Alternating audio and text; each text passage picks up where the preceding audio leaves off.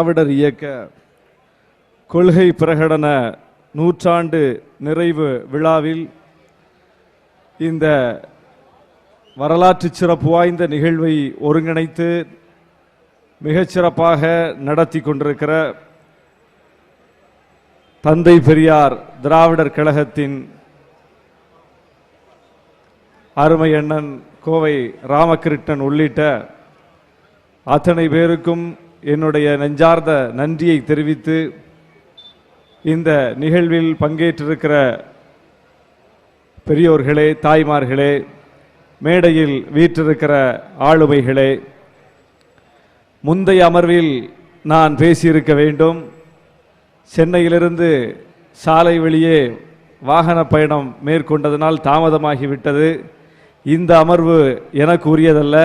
பேசுவதற்கு தோழர் செந்திலதிபன் உள்ளிட்ட பல தோழர்கள் இங்கே இருக்கிறார்கள். அவர்களுடைய நேரத்தையும் நான் எடுத்துக்கொள்ளக்கூடாது என்கிற அந்த நெருக்கடியில் உங்கள் முன்னால் நின்று கொண்டிருக்கிறேன். நீதி கட்சி திராவிடர் இயக்கம் இந்த மண்ணில் வேரூன்றி இன்றைக்கு ஒரு நூற்றாண்டை நாம் கண்டிருக்கிறோம். இந்த நூற்றாண்டு பொழுதில் எனக்கு தந்த தலைப்பு தாழ்த்தப்பட்டோரின் நிலை குறித்து பேசுவதற்காக தந்திருக்கிறார்கள். இந்த அமர்வு தமிழ் தேசியம் குறித்த அமர்வு. இன்றைக்கு தமிழ்நாட்டில் இரண்டு கருத்துக்கள் பரப்பப்படுகிறது. திராவிட இயக்கம் தலித் மக்களுக்கு எதிரானது என்கிற கருத்து, பெரியார் தலித்துகளுக்கு எதிரானவர் என்கிற கருத்து. இன்னொரு கருத்து, திராவிட இயக்கம் தமிழ் தேசியத்திற்கு எதிரானது என்கிற கருத்து. பெரியார் தமிழ் தேசியத்திற்கு எதிரானவர் என்கிற பரப்புரை. இது இன்றைக்கு சிலரால் செய்யப்படுகிறது, பலரால் என்று நான் சொல்ல மாட்டேன், சிலரால் செய்யப்படுகிறது. நாம் அதை முறியடிக்க வேண்டிய ஒரு இடத்தில் இருக்கிறோம். சிலர்தானே அதை செய்கிறார்கள் என்று நாம் விட்டுவிட முடியாது. குடம்பாலில் துளி நஞ்சு கலந்தாலும் அந்த மொத்த பாலும் நஞ்சாகிவிடும். அந்த அடிப்படையில் வரலாற்று திரிவை சிலர் செய்வதை கூட நாம் அனுமதிக்க கூடாது, அதை நாம் பொறுத்து கொள்ள கூட கூடாது. ஏனென்றால் தாழ்த்தப்பட்ட மக்களின் மேம்பாட்டுக்கு தாழ்த்தப்பட்டோர் அல்லாதவரால் கட்டப்பட்ட இயக்கம் மிகப்பெரிய பங்களிப்பை செய்திருக்கிறது இந்திய வரலாற்றில் என்றால் அதை வெளிப்படையாக சொல்ல வேண்டும். திராவிடர் இயக்கம் மட்டும்தான் அதை செய்திருக்கிறது, பெரியார் தான் அதை சாத்தியப்படுத்தி இருக்கிறார். அதுபோல இந்த தமிழ் தேசிய கருத்தியலை உள்வாங்கிக் கொண்டு இன்றைக்கு இந்த தமிழ்நாட்டின் சாலையில் ஒரு இளைஞன் நடமாடுகிறான் என்றால் அவனுக்கு அந்த தமிழ் தேசிய உணர்வை ஊட்டிய இயக்கம் திராவிட இயக்கம். அதையும் நாம் மறுப்பதற்கில்லை, அதையும் யாரும் கேள்வி எழுப்ப முடியாது. அதையெல்லாம் ஒற்றை வரியில் மறுத்துவிட்டு இன்றைக்கு பரப்புகிறார்கள் என்றால் அவர்களுக்கென்று வேறு திட்டம் இருக்கிறது என்பதை இந்த வெகுமக்கள் வெளியில் அம்பலப்படுத்த வேண்டிய தேவை நமக்கு இருக்கிறது. இன்றைக்கு பார்க்கிறோம், பாடப்புத்தகத்தில் தீண்டாமை ஒழிப்பை பற்றி பாடப்புத்தகம் பேசுகிறது. தீண்டாமை செய்தால் குற்றம் என்று சட்டம் இயற்றப்பட்டிருக்கிறது. தீண்டாமை ஒழிப்பைத்தான் இந்தியா முழுவதும் பல்வேறு சீர்திருத்த இயக்கங்கள் பேசிக் கொண்டிருக்கிறார்கள், புரட்சிகரமான இயக்கங்கள் பேசிக் கொண்டிருக்கிறார்கள் தீண்டாமையை ஒழிப்பது பற்றி. ஆனால் யாரும் சாதியை ஒழிப்பது பற்றி பேசவில்லை, சாதியை ஒழிப்பது பற்றி சிந்திக்கவில்லை. வடநாட்டில் புரட்சியாளர் அம்பேத்கர் சாதி ஒழிப்பை பற்றி பேசினார். அவர் தாழ்த்தப்பட்ட சமூகத்தில் பிறந்தவர், அவர் பேசுவது இயல்பு. ஆனால் தாழ்த்தப்பட்ட சமூகத்தில் பிறக்காத ஒரு தலைவர், தாழ்த்தப்பட்ட சமூகத்தில் பிறக்காத ஒரு தலைவர் சாதி ஒழிப்பை பற்றி பேசினார் என்றால் அது பெரியார்தான், பெரியார்தான், பெரியார்தான். தீண்டாமையை ஒழிப்பது வேறு, சாதியை ஒழிப்பது வேறு. ஒரு இடத்தில் நரகல் கிடக்கிறது, கழிவு கிடக்கிறது, நாற்றம் அடிக்கிறது என்று சொன்னால் அதை தற்காலிகமாக அந்த நாற்றத்தை போக்குவதற்கு ஒரு ஊதுபத்தியை கொளுத்தி வைப்போம் என்று சொல்லுகிற அந்த நடைமுறைதான் தீண்டாமை ஒழிப்பு. அது ஒரு தற்காலிக முழக்கம். ஊதுபத்தி கரைந்து விட்டால் மீண்டும் நாற்றம் அடிக்கும். ஆக நாற்றமடிக்கிறது என்றால் நாற்றமடிப்பதற்கு காரணமாக இருக்கக்கூடிய அந்த வேரை அகற்ற வேண்டும், அந்த நாற்றத்தை அகற்ற வேண்டும், அந்த கழிவை அங்கிருந்து அகற்ற வேண்டும். அந்த கழிவு அப்படியே இருக்கட்டும், நாம் நாற்றத்தை தற்காலிகமாக தடுப்பதற்கு ஊதுபத்தியை கொளுத்தி வைப்போம் என்று சொல்வது எப்படி ஒரு அறிவற்ற வாதமோ அப்படித்தான் தீண்டாமை ஒழிப்பை பற்றி பேசுவது. அதனால்தான் பெரியார் அந்த சாதியை ஒழிக்க வேண்டும் என்று சொன்னார். சாதி ஒழிப்பை பற்றி யாரும் இங்கே பேசவில்லை. இன்றைக்கு தமிழ்நாட்டில் மட்டும்தான் சாதி பெயருக்கு பின்னால் போட்டுக் கொள்வதற்கு தயங்குகிறார்கள், அஞ்சுகிறார்கள். போடுவதற்கு உள்ளுக்குள் எண்ணம் இருந்தும் வெளிப்படையாக போட முடியாத நிலை வந்திருக்கிறது என்று சொன்னால் இன்றைக்கா வந்திருக்கிறது? இன்றைக்கு நாடு முழுவதும் பலர் அப்படி பேசலாம், எழுதலாம், அப்படிப்பட்ட இயக்கங்கள் முன்னுக்கு வந்திருக்கலாம். ஆனால் இங்கே என்ன தலைப்பு போட்டிருக்கிறோம்? நூற்றாண்டு என்று போட்டிருக்கிறோம்.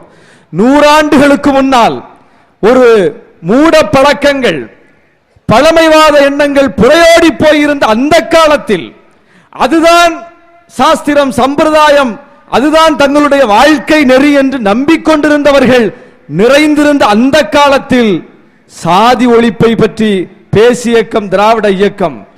ஒரு பொதுவில் நடக்க முடியவில்லை, பொதுவில் குளிக்க முடியவில்லை, பொது நீரை அருந்த முடியவில்லை என்று 1940களில் காந்தியடிகள் அவர்கள் விடுதலை போராட்டத்தை முன்னெடுத்த காலத்தில் அம்பேத்கர் அவர்கள் காந்தியை பற்றி கேட்டார். நீங்கள் இந்த கிணற்றுக்கு விடுதலை வேண்டும் என்று கேட்கின்றீர்கள், இந்த கிணற்று நீரை எங்கள் மக்கள் உயிர் போகும் வேளையில் கூட தாகத்திற்கு அருந்த முடியாது. நீங்கள் இந்த சாலைக்கு விடுதலை வேண்டும் என்று கேட்கின்றீர்கள், இந்த சாலையில் எம் மக்களின் பிணங்கள் கூட போக முடியாது. நாங்கள் சமூக விடுதலையை கேட்கிறோம், நீங்கள் ஆங்கிலேயனிடமிருந்து இந்திய விடுதலை கேட்கின்றீர்கள் என்று அம்பேத்கர் காந்தியிடம் சுட்டிக்காட்டினார். இது 1947களில். ஆனால் இது நூற்றாண்டு கண்ட இயக்கம். எப்போதே நீதி கட்சி ஆட்சியில் இருந்த போது பொதுச்சாலையை தலித்துகள் பயன்படுத்த திறந்துவிட்டது, பொதுக்குளத்தை தலித்துகள் பயன்படுத்துவதற்கான வாய்ப்பை ஏற்படுத்தி தந்தது, பொது நீரை, கிணற்று நீரை தலித்துகளும் அருந்த முடியும், எடுக்க முடியும் என்கிற நிலையை சட்டமாக்கி நடைமுறைக்கு கொண்டு வந்த இயக்கம் திராவிட இயக்கம். அதுதான் இங்கே நாம் கூர்ந்து கவனிக்க வேண்டும். ஆக திராவிட இயக்கம் தாழ்த்தப்பட்ட மக்களுக்கு செய்திருக்கிற பங்களிப்பை தாழ்த்தப்பட்ட மக்களின் தலைவர்களாக அன்றைக்கு இருந்த MC ராஜா போன்ற மகத்தான தலைவர்கள் அதன் சாட்சியாக இருக்கிறார்கள். இன்றைக்கு கூட ஒரு விடுதியில் போய் தாழ்த்தப்பட்ட ஒரு தலித் மாணவன் தங்க முடியாத நிலை இருக்கிறது. ஆனால் 100 ஆண்டுகளுக்கு முன்பே நீதி கட்சி தாழ்த்தப்பட்ட இளைஞர்கள் தங்குவதற்கான விடுதிகளை ஏற்படுத்தி கொடுத்த ஒரு இயக்கம் இந்த இயக்கம். கல்விக்கான ஒரு வாய்ப்புகளை உருவாக்கி கொடுத்திருக்கிறது, அவர்களுக்கு அரசு வேலைகளை உறுதி செய்திருக்கிறது. ஆக்கப்பூர்வமாக என்னென்ன செய்ய வேண்டுமோ அத்தனையும் சட்டப்பூர்வமாக்கிய இயக்கம். இத்தனைக்கும் அதிகாரம் இன்றைக்கு இருப்பது போல முழுமையான அதிகாரமும் கிடையாது. ஆங்கிலேயர்களிடம் பாதி அதிகாரம், மீதி மிச்ச சொச்ச அதிகாரம். அந்த மிச்ச சொச்ச அதிகாரத்தை வைத்துக் கொண்டு எவ்வளவு முடியுமோ அவ்வளவையும் செய்திருக்கிறார்கள்.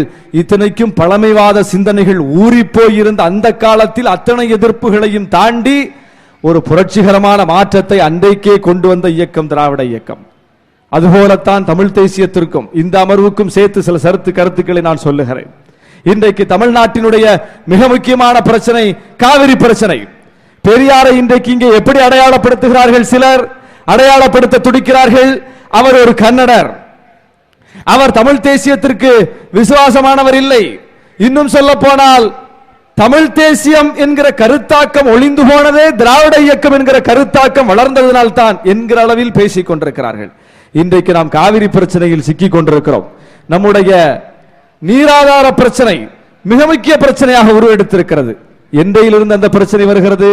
அதற்கு இங்கே தமிழ் தேசியத்திற்கு நாங்கள் தான் முகவரி என்று சொல்லக்கூடியவர்களா தீர்வை சொன்னார்கள்? காவிரி பிரச்சனைக்கான நிரந்தர தீர்வை சொன்னது யார்?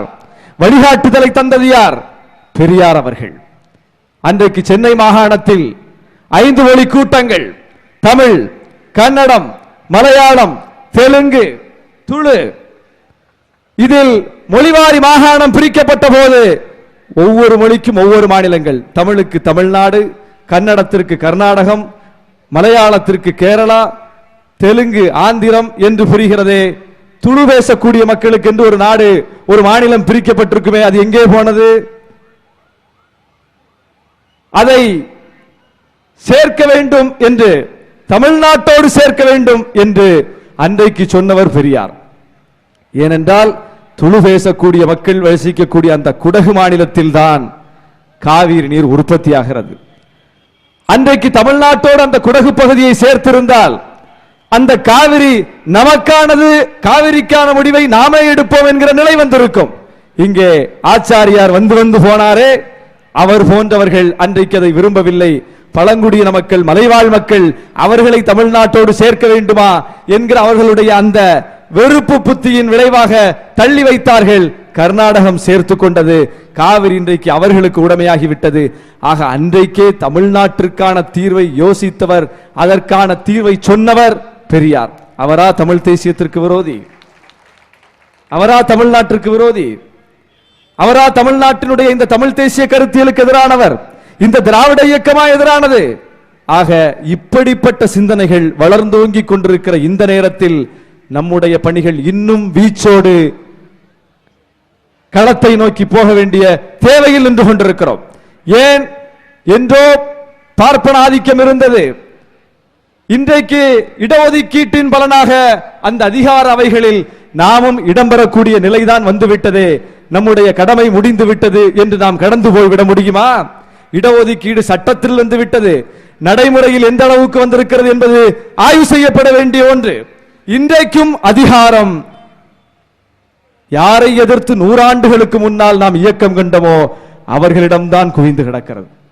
இதே தமிழ்நாட்டில், இதே தலைநகர் சென்னையில், இந்த பெரியார் மண்ணில், இந்த சமூக நீதி மண்ணில் தான் ஐஐடி என்று சொல்லக்கூடிய ஒரு மிகப்பெரிய கல்வி நிறுவனம் இயங்கிக் கொண்டிருக்கிறது. சென்னையில் ஆண்டுக்கு 400 கோடி ரூபாய் அரசு பணம், மக்கள் பணம், நம்முடைய பணம் அந்த ஐஐடிக்கு ஒதுக்கப்படுகிறது. ஆண்டுக்கு 400 கோடி ரூபாய். அந்த ஐஐடி இந்தியாவிலேயே உயர்கல்வி நிறுவனம். சர்வதேச தரத்தோடு இந்திய கல்வியை போட்டியிட செய்யக்கூடிய அளவுக்கு, சர்வதேச தரத்திற்கு கொண்டு போய் நிறுத்துகிற அளவுக்கு ஒரு உயர்ந்த கல்வி நிறுவனம். அந்த கல்வி நிறுவனத்தில் படித்தவர் தான் இன்றைக்கு தலைமைச் செயலாளராக வந்திருக்கிறார். கிரிஜா வைத்தியநாதன் எங்கிருந்து வந்தார் என்றால் ஐஐடியில் இருந்து வந்தவர். ஏன் ஐஐடியில் இருந்து அவர்கள்தான் வர முடியும்? இதை நாம் புரிந்து கொள்ள வேண்டும். ஐஐடியில் இருந்து நீயோ நானோ வர முடியாது, நம்முடைய பிள்ளைகள் வர முடியாது. ஆனால் இடஒதுக்கீடு என்பது ஐஐடியிலும் இருக்கிறது. இடஒதுக்கீட்டை நடைமுறைப்படுத்த மாட்டார்கள். 400 பேராசிரியர்கள் வேலை பார்க்கிறார்கள் என்றால் 380 பேர், கவனமாக கேளுங்கள், 400 பேராசிரியர்கள் ஐஐடியில், இந்த பெரியார் மண்ணில், இந்த சமூக நீதி மண்ணில் இயங்கக்கூடிய ஒரு கல்வி நிறுவனத்தில் 400 பேராசிரியர்கள் வேலை பார்க்கிறார்கள் என்றால் 380 பேர் நாம் துரத்தி அடித்து விட்டதாக நினைத்துக் கொண்டிருக்கிறோமே, அந்த பார்ப்பனர்கள் 380 பேர் இன்றைக்கும் நடைமுறையில் இருக்கிறது. மீதி 20 பேரில் தான் பிற்படுத்தப்பட்டவர், தாழ்த்தப்பட்டவர், சிறுபான்மையினர் அத்தனை பேரும் வருகிறோம். 380 பேர் பார்ப்பனர்கள் வேலை பார்க்கிறார்கள். 1000 மாணவர்கள் என்று சொன்னால் 800 மாணவர்கள் பார்ப்பனர்கள். இப்படிப்பட்ட ஒரு நிலையில் தான் இன்றைக்கும் நம் கண் முன்னால் ஒரு கல்வி நிறுவனம் இயங்கிக் கொண்டிருக்கிறது. சமூக நீதிக்கு அங்கே இடமில்லை. மிக துணிச்சலாக கல்வி நிறுவனத்தை நடத்தி கொண்டிருக்கிறார்கள். இந்த மண்ணில் நடத்தி கொண்டிருக்கிறார்கள். வசந்தா கந்தசாமி என்று சொல்லக்கூடிய பிற்படுத்தப்பட்ட வகுப்பை சார்ந்த ஒரு மகத்தான பேராசிரியர், உலகம் போற்றும் விஞ்ஞானி, கணித விஞ்ஞானி, உதவி பேராசிரியராகவே இருக்கிறார். எப்போதிலிருந்து? 20 ஆண்டுகளாக இருக்கிறார். பேராசிரியராக ஆக முடியவில்லை. அவர் தகுதியற்றவரா என்று பார்த்தால் அதுவும் இல்லை.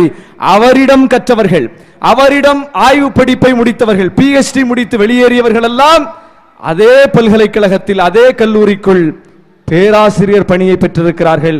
என்ன வேறுபாடு என்றால், அவரிடம் படித்து பேராசிரியர் ஆனவர்கள் பார்ப்பனர்கள் என்பதற்காக ஆகியிருக்கிறார்கள். அவர்களுக்கு கற்றுக் கொடுத்த இந்த பேராசிரியர், தகுதி வாய்ந்த பேராசிரியர், பார்ப்பனர் அல்லாதவர் என்கிற ஒரே காரணத்திற்காக இன்னும் உதவி பேராசிரியராகவே நிறுத்தி வைத்திருக்கப்பட்டிருக்கிறார். நீதிமன்றத்திற்கு போய் வழக்காடி கொண்டிருக்கிறார். நீதிமன்றத்தில் போய் முட்டி மோதி கொண்டிருக்கிறார். இந்த மண்ணில் இன்னும் அரங்கேறி கொண்டிருக்கிறது. பார்ப்பன ஆதிக்கத்தை நாம் முறியடித்து விட்டோமா? பார்ப்பன ஆதிக்கம் முழுமையாக முறியடிக்கப்பட்டு விட்டதா? இல்லை. இன்றைக்கு தமிழ்நாட்டில் நடந்து வருகிற அரசியல் சூழலை கூர்ந்து கவனித்தால் தெரியும், பார்ப்பன ஆதிக்கம் தான் மீண்டும் மீண்டும் தலை தூக்கி கொண்டிருக்கிறது. எப்படி நாம் முறியடிக்க போகிறோம், எந்த வடிவத்தில் நாம் முறியடிக்க போகிறோம், இந்த மாநாட்டிற்கான தேவை ஏன் என்பதை இன்றைய அரசியல் சூழல் கூட நமக்கு உணர்த்தி கொண்டிருக்கிறது. ஏன் இந்த மாநாடு, எதற்கு இந்த மாநாடு, அதற்கான அவசியம் என்ன? பெரியார் கருத்தியல் என்றைக்கும் தேவை. அதை ஒரு நாளும் நாம் கைவிட்டு விடக் கூடாது. அதை கைவிட்டால் மிக மோசமான பாதிப்புக்கு நாம் உள்ளாவோம். எப்படி பழைய கல்விக் கொள்கை புதிய கல்விக் கொள்கை என்கிற வடிவத்தில் வருகிறது என்பதை இங்கே நாடகம் போட்டு காட்டினார்கள். அது நாடகம் அல்ல, அது உண்மை. எப்படி இன்றைக்கு மோடி அரசு சமூக நீதிக்கு எதிராக, இந்த ஒடுக்கப்பட்ட பிற்படுத்தப்பட்ட சிறுபான்மை மக்களுக்கு எதிராக, இந்த நாட்டின் பெரும்பான்மை மக்களுக்கு எதிராக தொடர்ந்து ஒவ்வொரு திட்டங்களையாக அறிவித்துக் கொண்டிருக்கிறது என்பதை மிக அழகாக சொன்னார்கள். நாம் மணிக்கணக்கில் பேச வேண்டியதை 10 நிமிடத்தில் மிக தத்ரூபமாக அவர்கள் வெளிக்காட்டினார்கள். இதையெல்லாம் நாம் உணர்ந்து தெளிவடைய வேண்டிய ஒரு நிலையில் இருக்கிறோம். ஆபத்து சூழ்ந்திருக்கிறது, காவி இருள் சூழ்ந்திருக்கிறது. அந்த இருளை அகற்றுவதற்கு கருப்பு வெளிச்சம், அந்த ஒரு வெளிச்சம் தான் நம்மை மீட்கும். ஆக கருப்பு என்பது இருட்டு அல்ல, கருப்பு என்பது இருட்டே கிடையாது, அது நம்முடைய வெளிச்ச கீற்று. அந்த கீற்றை பற்றி பிடித்துத்தான் நாம் இந்த அளவுக்காவது வந்திருக்கிறோம். இன்றைக்கு இப்படி நாம் மேடை போடுகிறோம், பேசுகிறோம், இப்படி சமூக நீதி கருத்துக்களை பேசக்கூடிய தம்பிகள் வளர்ந்து வந்திருக்கிறோம் என்றால் அது பெரியார் இயக்கம் தந்திருக்கிற பங்களிப்பின் வெளிப்பாடு.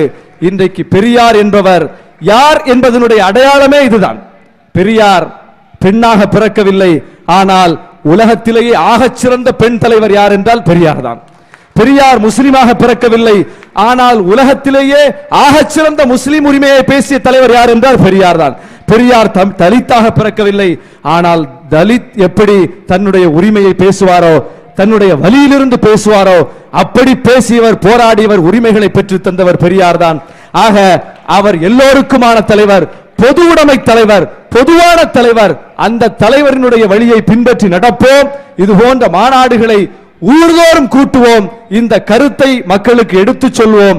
வெகு மக்களை வென்றெடுப்பதன் மூலம்தான் நாம் இந்த ஆதிக்க சக்திகளை வீழ்த்த முடியும். ஏனென்றால் அவர்கள் இன்றைக்கு என்ன சொல்லுகிறார்கள் என்றால், இந்துக்கள் என்று ஒருங்கிணைக்கிறார்கள். இந்துக்கள் என்றால் பிற்படுத்தப்பட்ட மக்கள் இந்துக்கள் தான், தாழ்த்தப்பட்ட மக்களும் இந்து பட்டியலில் இருப்பவர்கள் தான். பிற்படுத்தப்பட்ட மக்களுக்கான இடஒதுக்கீட்டுக்காக போராடுகிற இயக்கம் திராவிட இயக்கம், தாழ்த்தப்பட்ட மக்களுக்கான உரிமைகளுக்காக போராடுகிற இயக்கம் திராவிட இயக்கம்.